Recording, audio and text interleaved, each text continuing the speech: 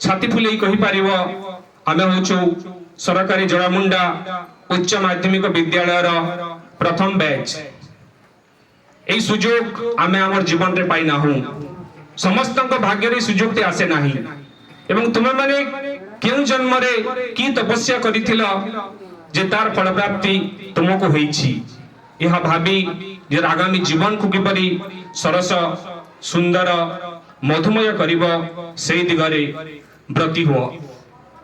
ए अनुष्ठान जो समय रे मुंड टेकी उठिथिला सेई समय रे जुक्त दुई एठी खोलिबो कि खोलिबो नाही गोटे संदेह स्थिति रे थिला। ए अनुष्ठान रो वर्तमान जे अध्यक्ष श्रीयुक्त साहू महोदय अन्य शिक्षक शिक्षयित्री मानकर अक्लांत परिश्रम रे ऑनलाइन रे आसीगला ना शीघ्र शीघ्र एडमिशन हे गला, अध्यापक अध्यापिका मानकर नियुक्ति भी हे गला, तार श्रेय जीव प्रधान शिक्षक एवं कर्मकर्ता माननकु। आज जहाँ सुनिबा को पाइली एठी के आसी कि जे 124 पिला एठी एडमिशन नहीं सारी छंती, आ मात्र 4टी सीट बाकी अछि।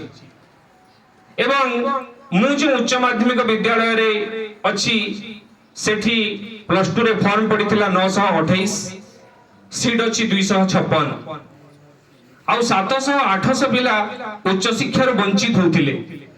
एवं सेही अभाव को पूरण करिवा पई ए जो गोटे पवित्र उद्यम, से उद्यम को निश्चय हम समस्ते साधुवाद देवे। बिना परिश्रम रे यहा केबे हेई पारि नथांता। जहा जी जुक्त दुएठी खोलिला पिला माने एठी पढिबार सुयोग पाइबे। एवं जो माने पाखा पाखी अंचलर पिला तुमे एठी पढुच, तुमे माने निश्चय गोटे भलो मनीष हेबो। काहे ना एठू कोमना जीवा, एठू खरियार जीवा, एठू नपड़ा जीवा समय सापेक्ष अटे। तुम घर सकाळु बाहरिबो, कॉलेज रे पहुंचीबो, पाठ पढ़ा सरिला परे बस जोग पुनी घर को आसीबो। एई जो गोटे परिश्रम एइथिरे समय नष्ट होई। एवं जो समय टिकक तुमर बंची जीवो ताको जदि तुम सद्विनियोग करिवो, सद्व्यवहार करिवो, निश्चय दिन ना दिन गोटे भलो मनीष हेबो। एई जड़ामुंडा उच्च माध्यमिक विद्यालय रो ना रखिबो, एथिरे तिले मात्र संदेह नाही। हम समस्त पाठ तो पढ़िबे, किंतु पाठ संगे संगे आमर संस्कृति आमर परंपरा किपरि गौरवान्वित हेबो से दिगरे मध्य आमे चेष्टित हेबा दरकार। ए भारतीय संस्कृति महान अटे, एथिरे द्विमत नाही।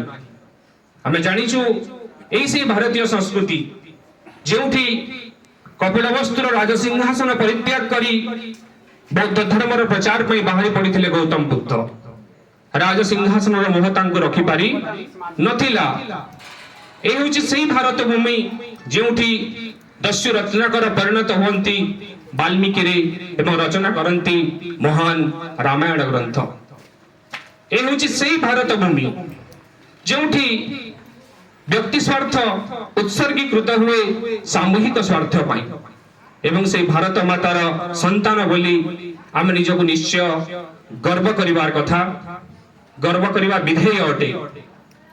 एवं से भारत माता की रक्षा करिवे, आमे ममता किपरि रहिबो, किपरि भलो पाइबे, सेही दिगरे जीवा कहिले छात्र जीवन रे केतोटी श्रृंखला, केतोटी नियम मानी कि जदि आमे न चलिबे ताहले ए छात्र जीवन केबे सफल हेई पारिबो नाही। सार माने मैडम माने समस्ते कहउथिले जे एठी आमे जुक्त 2 रे पढुचु, एथिरे छोट छोट श्रेणी रो छात्र छात्री माने अछंती, तांको में स्नेह करिवा निहाती दरकार। ए जो गोटे भलो पाइबार भावना यह छात्र जीवन रे रहिबा निहाती जरूरी अटे। गोटे शब्द अछि समस्त सुनिथिबो अलस। अलस कहिले कोन बुझो? जे किछि काम धंदा करे नाही ताहाके हम अलस कहउछु। एवं जदि गोटे छात्र जीवन रे अलस को परिहार न करा जाए से जीवन रे केबे गोटे भलो मनीष होई परिबो नाही।